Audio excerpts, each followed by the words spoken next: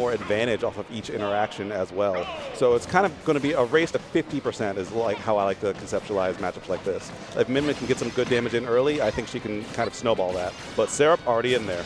Oh yeah, Syrup already 41%, really good stuff. Just back to neutral as well, such a good dash back. Tries to go for the jab block just in case. It is, you know, pool still. Somebody's going to be missing the tech, and you could get a kill off of it as Ness. Yeah, that tipper forward smash. Sheesh.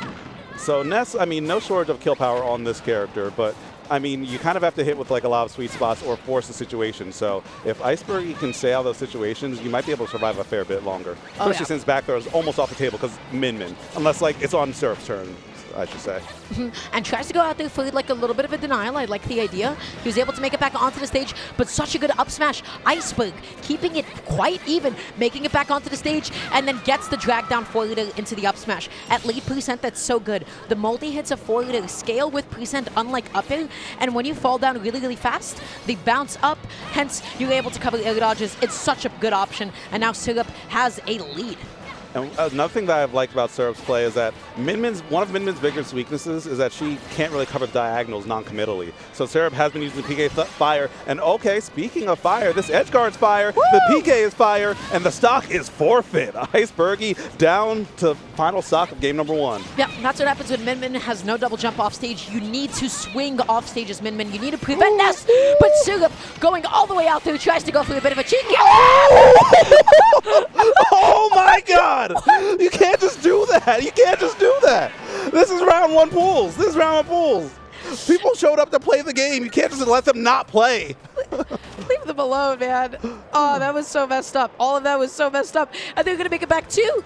You're thinking, oh, there's surely no way that I die here. Look at this angle. Oh, Ness is dead. It's fine. It's fine. And then all of a sudden, interception. Look at that. All you had to do was hang. Wait, how did this connect? I think tried to pull up. Yep. You pulled in? Yep. Tried to pull up. You cannot pull up on Ness. That's tough. That's rough. Yeah, that is a sad, sad day for Min. But you know what? Min-Min's no longer on the table. That's one of those times where you just kind of have to nod, GG, go next, and say, okay, I got a pocket for a reason. Oh, and just, yeah, switching up to the Diddy Kong kill, but already Syrup tries to cover the goal in, gets a pivot grab, his advantage state, unless you're like tight with your defensive play. Look at how much damage he's able to get off of all of these sequences. Yeah, absolutely oppressive. And I mean, Syrup, I feel like can make a strong run this weekend, and especially if they keep on playing, or excuse me, if he keeps on playing like this. Almost intercepted with the PK fire, and I love that. I love that. That PSI magnet, it just acts almost like a pseudo shine. Yes, it's so good against Diddy Kong off stage especially because it knocks him out of his barrels very consistently. It's also able to suck up the explosion just in case, and as long as you get close to Diddy Kong, that's the beauty of this matchup. But Diddy Kong has such a good dash back.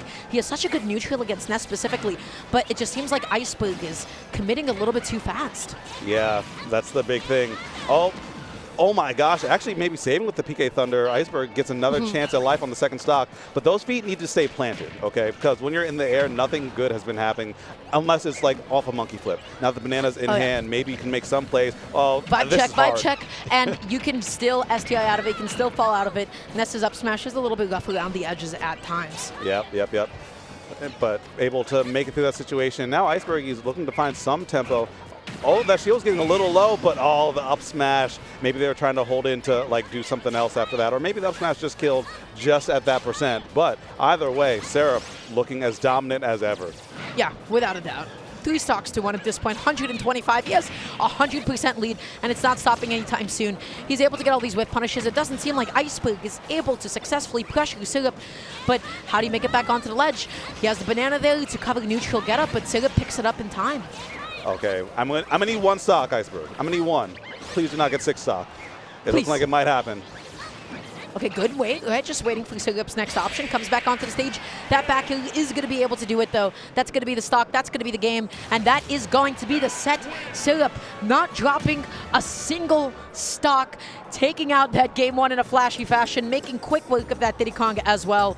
He was just pressing buttons. Honestly, yeah, like a kid in the playground. That PSI magnet I mean, I haven't seen a whole lot of that until recently, but as I said before, almost works like a pseudo shine, and it just completely stops your momentum. The small hits in this game, especially on top of the buffer system, make things so difficult to properly move around. Like exactly. I love the fact that you brought that up, because at this point you're like, okay, if I get hit by something, you know, if I get hit by a multi-hit, I want to tech, I'm going to air dodge. This is no fun. When you get hit by like a little bit of a jab, you get hit by the slightest multi-hit off stage, just as you said, you can buffer a lot of air dodges, you can end up mashing and properly out of disadvantage. And then also, this magnet is really powerful because this does confirm into neutral air as well. It's also so non-committal because you fade back in towards the stage. You can then double jump back up. You can then continually ledge trap.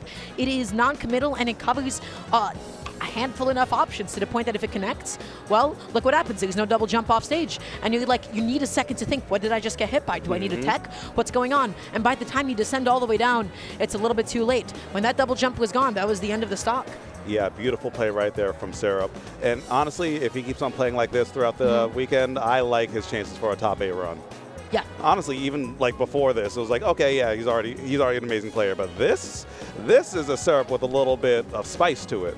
This is the Syrup that we like to see. This is the one that's like dominant throughout his advantage shade. He's like, okay, do you know the situation that I'm setting up? Do you know exactly what I'm covering? No? Well, okay, eat 80%. Okay, now you're going to die off stage to my ledge traps.